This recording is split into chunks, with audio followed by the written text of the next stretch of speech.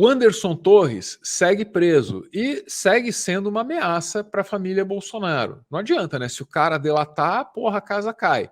E aí, às vezes, parece que ele está numa situação delicada, assim, por causa disso. Vou mostrar os fatos aqui, você que julga, você que avalie.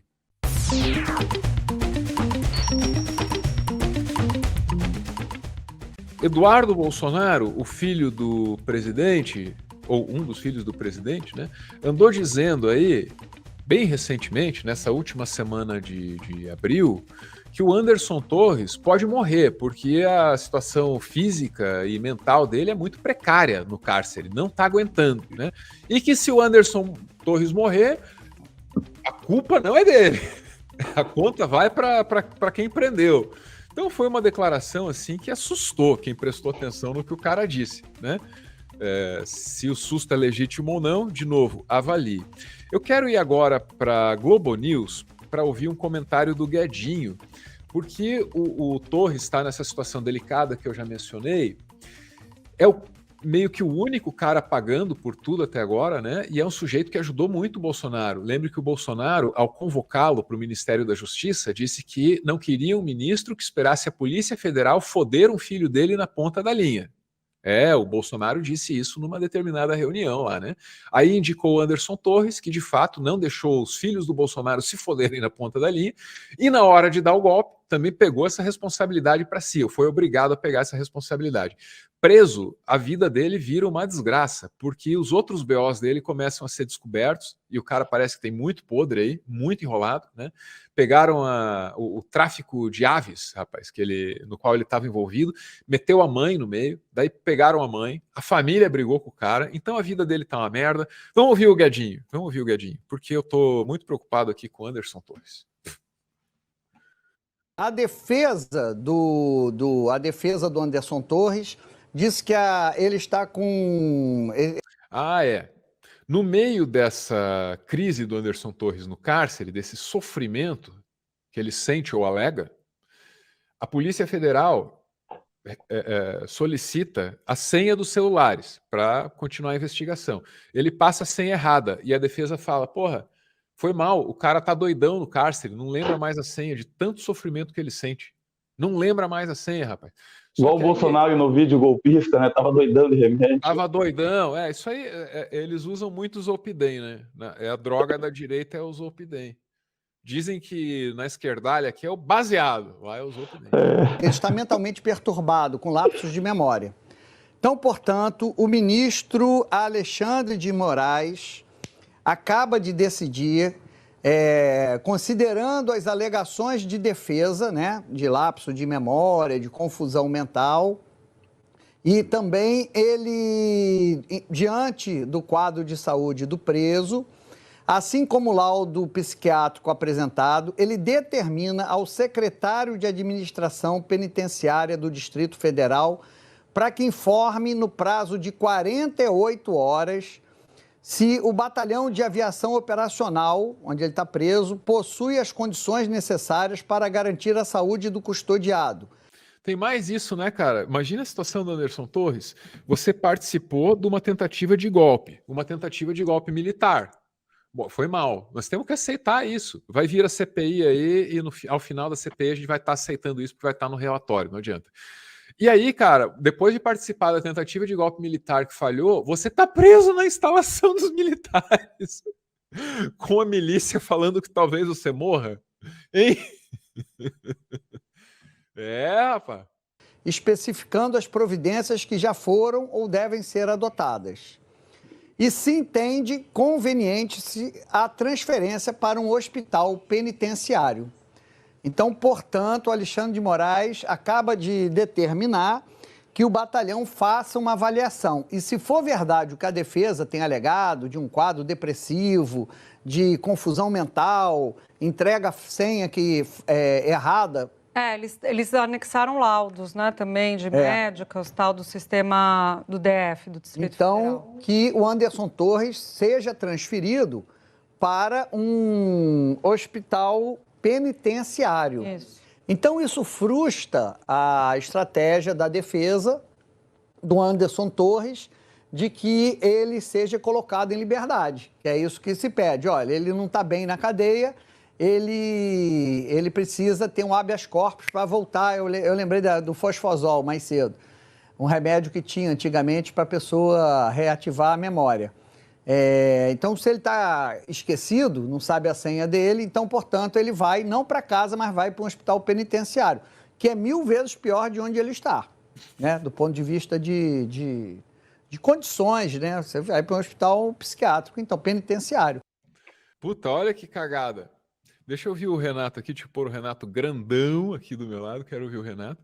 Mas, Renato, o que me parece assim, aí é o seguinte, se você entrega a senha no lugar dele, você tá muito ferrado, porque você vai desagradar as pessoas que participaram da tentativa de golpe junto com você. E isso é potencialmente perigoso para o Anderson Torres. Ou as declarações recentes aí de aliados, ou talvez já ex-aliados dele, me levam a crer isso, né?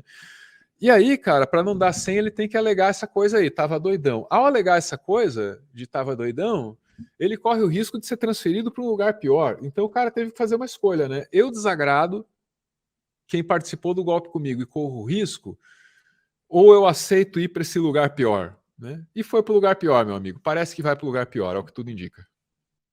Xandão preciso e irrefutável. Foi exatamente no olho do problema, né? No centro do problema, já que o Anderson Torres, que vale ressaltar, está num batalhão dos militares em condições privilegiadas de cumprimento de pena que atingem apenas a ele e nenhuma outra pessoa. Uma cúpula, né, dessa nobreza de Estado é que consegue, depois de fazer muitas cagadas, cometer muitos crimes, ser presos e cumprir a pena nessas condições. Todas, sabia, Álvaro? Todas as unidades prisionais, todas é muita coisa, mas 80% das unidades prisionais, elas têm galerias especiais para policiais, servidores públicos, empresários, pessoas que têm uma grande influência dentro do Estado e que elas não ficam presas o dia todo numa cela, as celas ficam abertas, elas ficam circulando nessas galerias, como é, por exemplo, na PEP 2, ali em Piraquara, como é na própria PCLP em Piraquara, como é na cadeia de Cascavel, e em tantas outras que eu já tive a oportunidade de conhecer por conta do meu estudo de mestrado, que foi na criminologia. Então, esses presos especiais, como principalmente ali no Complexo Médico Penal, aqui ali em Pinhais, aqui na região metropolitana de Curitiba, onde estão os presos dos esquemas de corrupção de modo geral e os servidores públicos.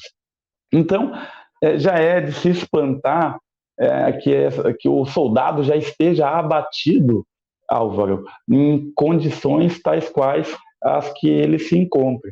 Porque se ele estivesse 3 meses no sistema carcerário, do jeito que ele se encontra para a maioria da população brasileira, daí ele saberia realmente, né, o gosto de um país que se importa mais com a vingança, com a punição e com a violência do que com possíveis ressocializações. Ele realmente está na sinuca de bico, porque ele tentou essa manobra para se eximir da responsabilidade e, de fato, o que ocorreu é que ele vai ter que ir para uma unidade muito pior, que é um complexo médico qualquer.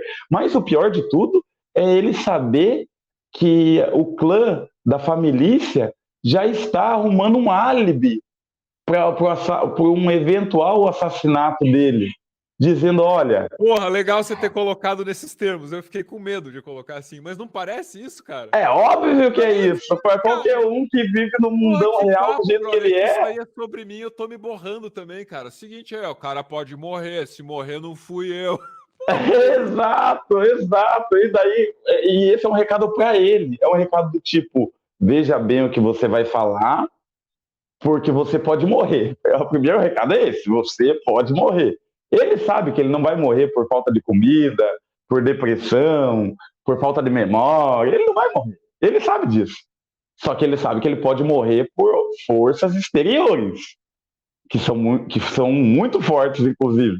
E o recado já vem direto do líder do clã. Ele pode morrer, em primeiro lugar. Segundo lugar, o elemento diz, se ele morrer não é culpa nossa, é culpa do PT.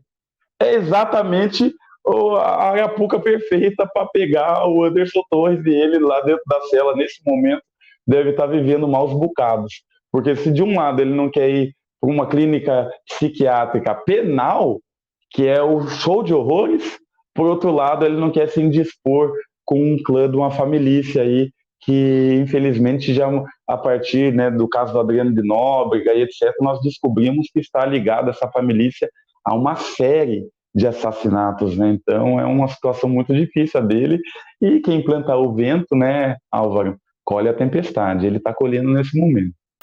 Normalmente a gente não anuncia nada aqui. É difícil de encontrar alguma coisa que dê pra anunciar sem muita dor no coração, né, cara? Mas é diferente com o ICL. Dá uma olhada.